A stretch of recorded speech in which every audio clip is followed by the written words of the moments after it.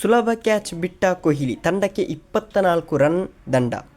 ಎಲ್ಲರಿಗೂ ಪಟು Kannada TV YouTube ಚಾನಲ್ಗೆ ಸುಸ್ವಾಗತ ಅಂತ ಹೇಳ್ತಾ ಶುರು ಮಾಡೋಕ್ಕಿಂತ ಮೊದಲು ಯಾರೆಲ್ಲ ನಮ್ಮ ಯೂಟ್ಯೂಬ್ ಚಾನಲ್ ಮೊದಲು ನೋಡ್ತಿದ್ರಿ ಅವರೆಲ್ಲ ಸಬ್ಸ್ಕ್ರೈಬ್ ಮಾಡ್ಕೊಳ್ಳಿ, ಮತ್ತೆ ಪಕ್ಕದಲ್ಲಿರೋ ಬೆಲ್ಲೈಕನ್ನು ಪ್ರೆಸ್ ಮಾಡಿ.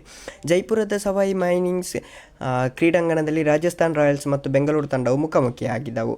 ಈ ಪಂದ್ಯದಲ್ಲಿ ರಾಜಸ್ಥಾನ ಮೊದಲು ಬ್ಯಾಟಿಂಗ್ ಮಾಡಿ 173 ರನ್ ಕಲೆ ಹಾಕಿದೆ. ತಂಡದ ಪರ ಯುವ ಆರಂಭಿಕ ಯಶಸ್ವಿ ಜೈಸ್ವಾಲ್ ಅದ್ಭುತ ಅರ್ಧಶತಕ ಇನ್ನಿಂಗ್ಸ್ ಆಡಿದರು. ಅವರೆಲ್ಲ ರಿಯಾನ್ ಪರಾಗ್ ಮತ್ತು ಧ್ರುವ್ ಜುರೇಲ್ ಪ್ರಮುಖ ಕೊಡುಗೆಗಳನ್ನು ನೀಡಿದರು.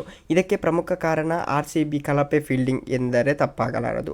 ವಾಸ್ತವವಾಗಿ ಸ್ಪಿನ್ನರ್ ಸುಯಾಜ್ ಶರ್ಮಾ ಬೌಲಿಂಗ್ ಮಾಡಿ 17ನೇ ಓವರ್ನಲ್ಲಿ 5ನೇ ಎಸೆತದಲ್ಲಿ ಜುರೇಲ್ ಸಿಕ್ಸರ್ ಬಾರಿಸಿದರು. ನಂತರ ಮುಂದಿನ ಎಸೆತದಲ್ಲಿ ಮತ್ತೆ ಸಿಕ್ಸರ್ ಹೊಡೆಯಲು ಪ್ರಯತ್ನಿಸಿದರು, ಆದರೆ ಈ ಬಾರಿ ಅವರು ವಿಫಲರಾದರು.